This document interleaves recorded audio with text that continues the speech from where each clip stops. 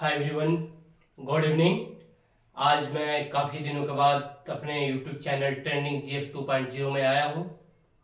Approximate 7th month के बाद कुछ कारण के वजह से मैं आपके पास उपस्थित नहीं हो पाया, मैं अपने चैनल पे उपस्थित नहीं हो पाया, इसके लिए मैं क्षमा चाहता हूँ। तो आइए काफ़ी दिनों के बाद एक नई जोश, नई ऊर्जा और नई शक्ति और आप लोग का मेहनत और हमारी मेहनत एक दिन रंग लाएगी। तो आइए जानते हैं आज ज्योग्राफी है। मैं एक एक टॉपिक लेकर आता हूं। तो आज ज्योग्राफी का पार्ट है भारत का अक्षांशीय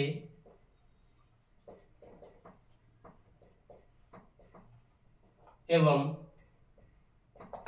देशांतरीय विस्तार।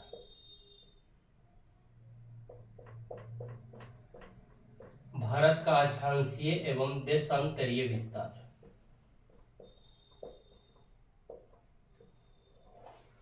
तो भाई भारत का अक्षांशीय एवं देशांतरीय विस्तार का कहने का क्या मतलब है कि भारत पर अक्षांश विस्तार है, देशांतर विस्तार है। यहाँ पे दो शब्द आ रहा है, तीन शब्द। पहला आ रहा है आपका भारत, तो भारत को तो आप लोग जानते ही हैं। दूसरा आ रहा है आपका मेरे भाई अक्षांश, और तीसरा शब्द जो आ रहा है वो देशांतर।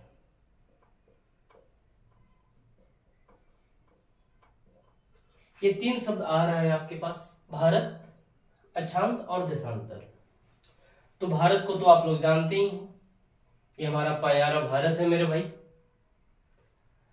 अब आपको जानना है अक्षांश और देशांतर की कहानी जानना है। अक्षांश और देशांतर क्या है? लैटिट्यूड एंड लॉन्गिट्यूड इंग्लिश में बोलते हैं।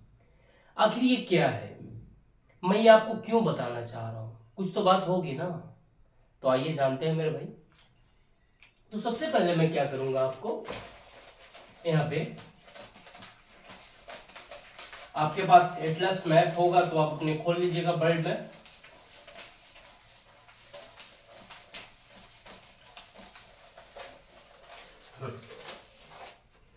तो मेरे भाई जैसा कि ये मैं आपको बताता हूं, ये है पृथ्वी,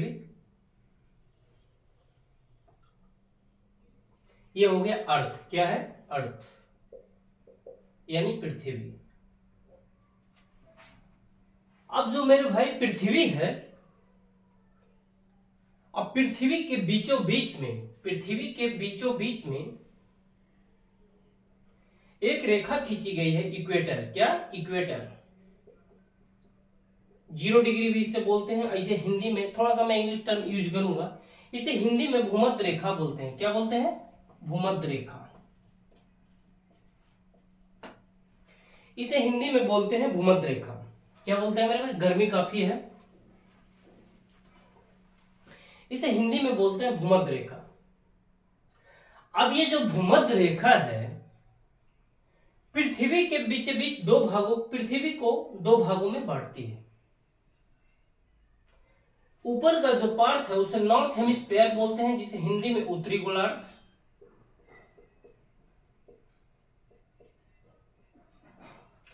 और जो नीचे है उसे दक्षिणी गोलार्ध। दक्षिणी गोलार्ध।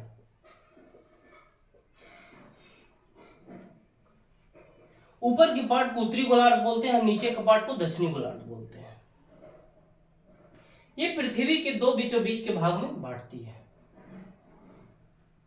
बात को समझ, इसे बोलते हैं, और यही जो पृथ्वी को बीचों बीच में दो भाग में बांटती है, इसे भूमध्य रेखा बोलते हैं। और यही जो रेखा है मेरे भाई, ऐसे रेखा है, उत्तर में टोटल 90 रेखा है। टोटल कितने रेखा है? 90 रेखा। ऐसे ऐसे ऐसे ऐसे ऐसे ऐसे ऐसे ऐसे जाके एक बिंदु पे मिल गया। और दक्षिण में भी 90 रेखा है, टोटल 90 रेखा है।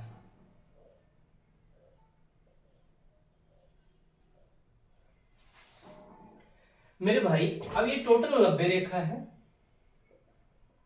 90 ऊपर हो गया, 90 नीचे हो गया और एक ये हो गया, टोटल 90 प्लस 90 प्लस 1 कितना हो गया, 90 90 180 और 181, टोटल 181 अक्षांश रेखा है। लेकिन 181 ना होके इसकी जो मान्यता 179 होता है। बहुत सारे क्वेश्चन में पूछता है कि जो अक्षांश रेखाएं हैं होना तो चाहिए 181, लेकिन आप तो बोल रहे हैं मेरे भाई 179।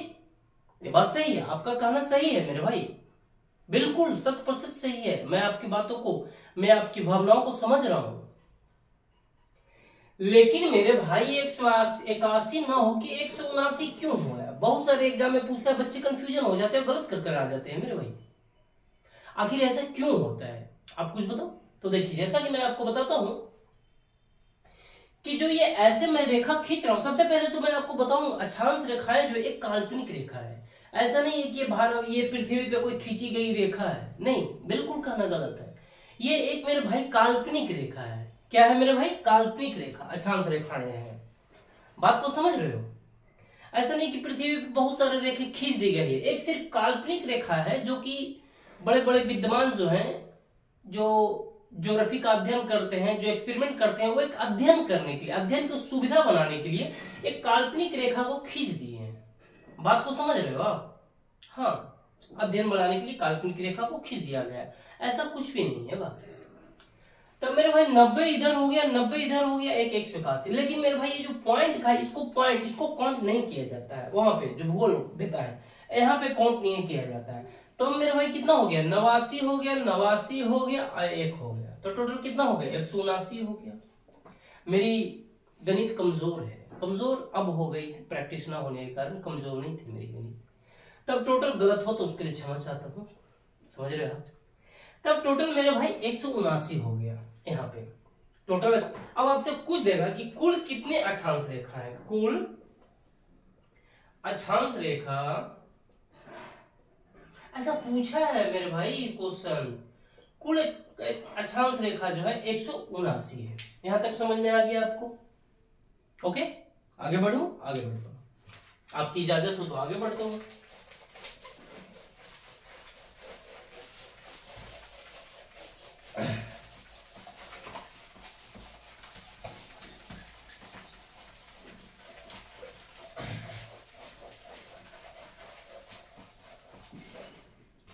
अब देखिए यहाँ पे क्या है, अब आप जैसे कि यहाँ पे पृथ्वी वर्ल्ड मैप बनाते हैं, माना कि ये विश्व मानचित्र है।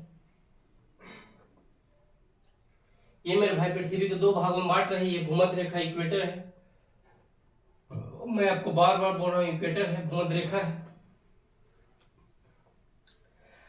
अब इसके हिसाब देखा जाए तो भारत कहां पे है, यहाँ पे है।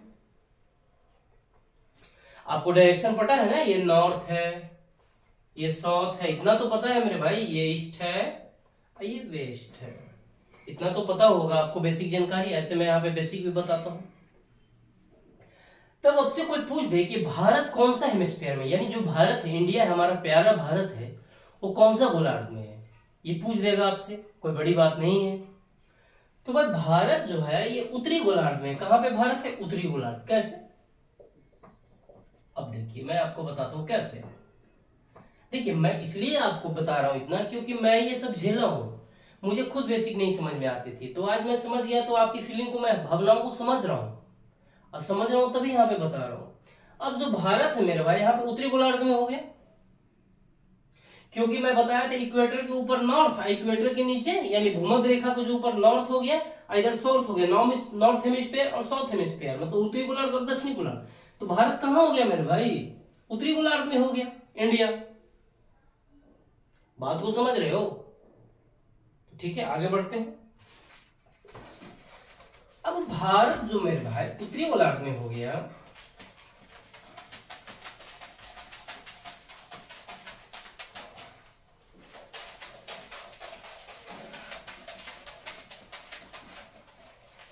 अच्छा आप सुने होंगे, अब ये अक्षांश का कहानी बता रहा हूं, देशांतर की कहानी नहीं बता रहा हूं। आप बहुत सारे घटनाओं में सुने होंगे। देखिए मैं आज गोल पाने का कोशिश कर रहा हूं, गोल होता नहीं मेरे भाई, क्योंकि मेरी ड्राइंग कमजोर है।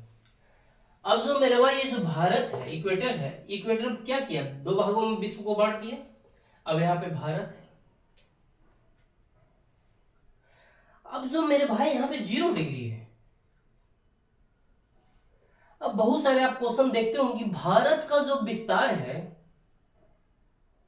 वो कितना से कितना तक है। तो भारत का जो विस्तार है अभी बताऊंगा, 8 डिग्री 4 मिनट से 37 डिग्री 6 मिनट, 8 डिग्री 4 से 37 डिग्री 6। भारत का विस्तार शायद इतना ही है, 8 डिग्री 4 से 37 डिग्री 6। बात को समझ रहे हो आप? मुझे लगता है हाँ। अब भारत का विस्तार 8 डिग्री 4 से 37 डिग्री 6 पे है, तो मेरे भाई यहाँ पे 0 आया था। आगे बढ़ेंगे तो 8 डिग्री आएगा कि नहीं? एक आएगा, 1 आएगा, 2 आएगा, 3 आएगा, 4 5 6 7 ऐसी 8 आए। अब भारत जो है यहाँ 37 तक विस्तार है, 37 तक। तो भारत का विस्तार कितना है? भारत का विस्तार 8 डिग्री 4 से लेकर 37। ये वर्ल्ड मैप में आप देखोगे तो आपको बिल्कुल समझ में आ जाएगा। मैं उम्मीद करता हूँ कि आप एटलस खोले हुए होंगे। 8 डिग्री 4 से 37 डिग्री 6 तक भारत का विस्तार है। यहां तक बात को समझ रहे हो मेरे भाई? यहां तक समझ में आया मेरे भाई, मेरे दोस्त, मेरे भ्राता, मेरे मालिक, मेरे प्रभु, सब आप ही हो। आपका सपोर्ट के वजह से ही, आपकी दुआ की वजह से ही तो आज मैं यहाँ पे जो मेरे पास कुछ ज्ञान है उसे मैं अपनी बातों को आपके पास रख रहा हूँ। और कुछ है मेरे पास? कुछ नहीं है।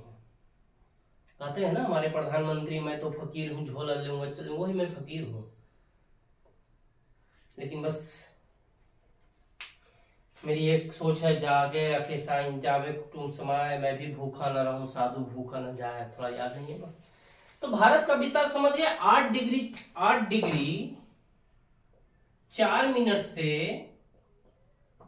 37 डिग्री 6 मिनट तक है भारत का विस्तार। बात को समझ रहे हो? ये हो गया भारत का विस्तार। ये तो अब लेकिन अक्षांशीय क्या काम करता है? तो भारत को अक्षांश क्यों बनाया गया? अक्षांश क्या करता है? तो जो भारत का अक्षांश है मेरे भाई, गर्मी काफी है, एसी नहीं लगा हुआ है, फैन ऑफ है। तो भारत का अक्षांशीय विस्तार जो है, भारत का अक्षांशीय विस्तार क्यों बनाया गया? तो भारत का अक्षांशीय विस्तार देखा जाए तो जलवायु को निर्धारित करती है, मौसम को निर्धारित करती है। समझे? जलवायु और मौसम आपको डिफरेंट बताएंगे, दोनों में क्या डिफरेंट है। कि जलवायु जो होता है 30 साल में परिवर्तन करती है, मौसम हर एक 2 दिन सप्ताह में परिवर्तन करती है। अभी वर्षा हो रही, कभी धूप हो जाएगा, कभी ठंडा आ जाएगा हल्का, कभी गर्मी आ जाएगी, कभी बारिश हो जाएगी, कभी उमस हो जाएगा। क्या है ये? मौसम। तो आपको जलवायु और मौसम डिटेल बताऊंगा, थोड़ा बताऊंगा। लेकिन मेरे भाई 8 डिग्री और 4 मिनट के बीच में जो एक 23.5 डिग्री एक रेखा आ जाती है, 23.5 डिग्री रेखा, जिसे बोलते हैं कर्क रेखा। क्या बोलते हैं? कर्क रेखा। तो मेरे भाई मैं उम्मीद करता हूं 23.5 डिग्री को अलग थोड़ा बता दूं, बता देता हूं।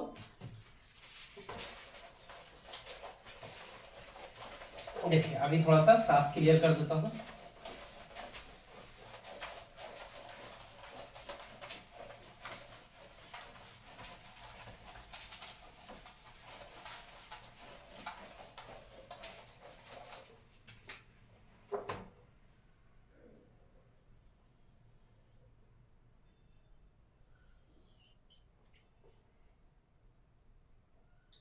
ये 0 डिग्री हो गया, यहाँ पे भारत हो गया। अब यहाँ पे एक 23.5 डिग्री है, 23.5 डिग्री। अब 23.5 डिग्री को बोलते हैं कर्क रेखा। अब कर्क रेखा जो है बहुत सारे क्वेश्चन एग्जाम में आता है, इसको बोलते हैं इंग्लिश में ट्रॉपिक ऑफ कैंसर।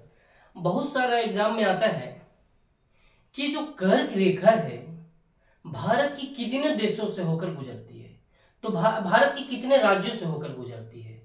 तो ये जो कर्क रेखा है मेरे भाई, भारत के 8 राज्यों से होकर गुजरती है।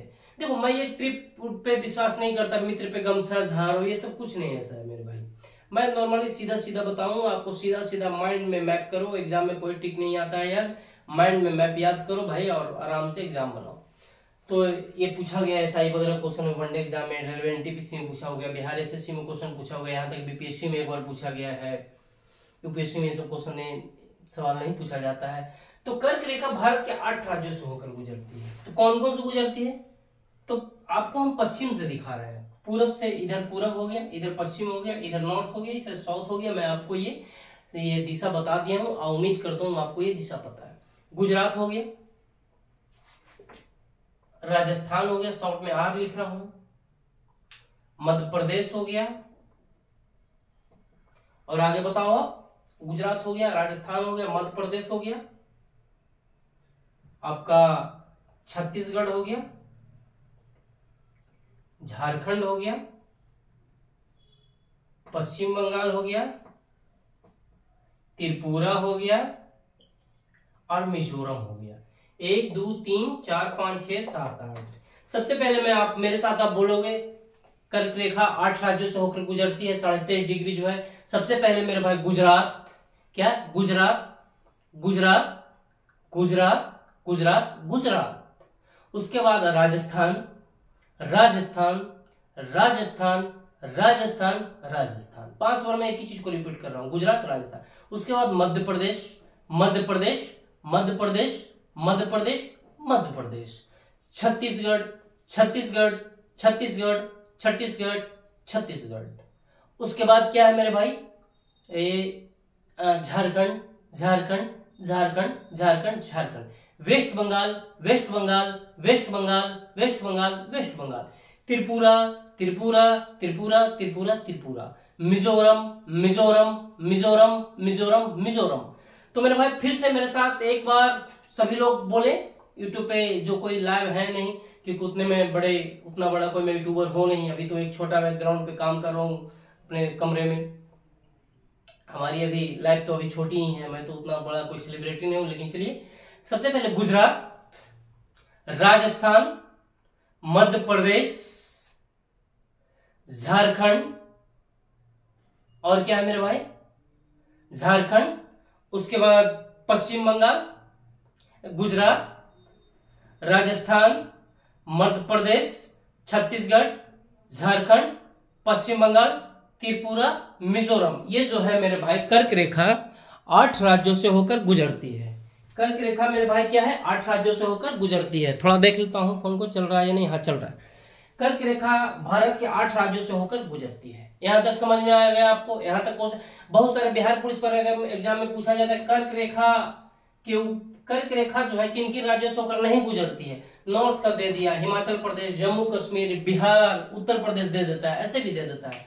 दक्षिण में भी दे देता है, महाराष्ट्र, तेलंगाना, आंध्र प्रदेश, उड़ीसा दे देता है। कौन कौन नहीं गुजर रही है उत्तर दक्षिण पूछकर। तो आइए फिर आपको देशांतरीय विस्तार बताते हैं।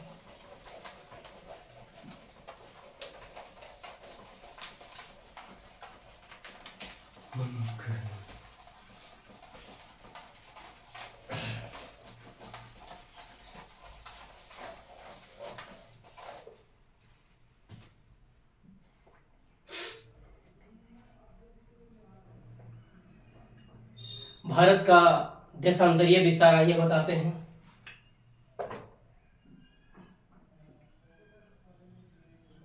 देशांतरीय विस्तार,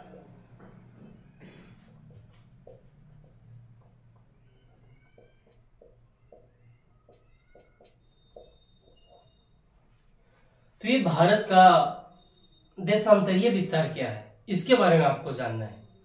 तो आइए, भारत का जो देशांतरीय विस्तार है, यहाँ भी एक 0 डिग्री है, जो कि पृथ्वी पर ये वर्ल्ड मतलब विश्व मानचित्र में भी, विश्व में भी जो देशांतर रेखाएं हैं, अब ये अक्षांश में आपको बताया, देशांतर रेखाएं पृथ्वी को 2 भागों में बांटती है। इसको बोलते हैं पूर्वी देशांतर।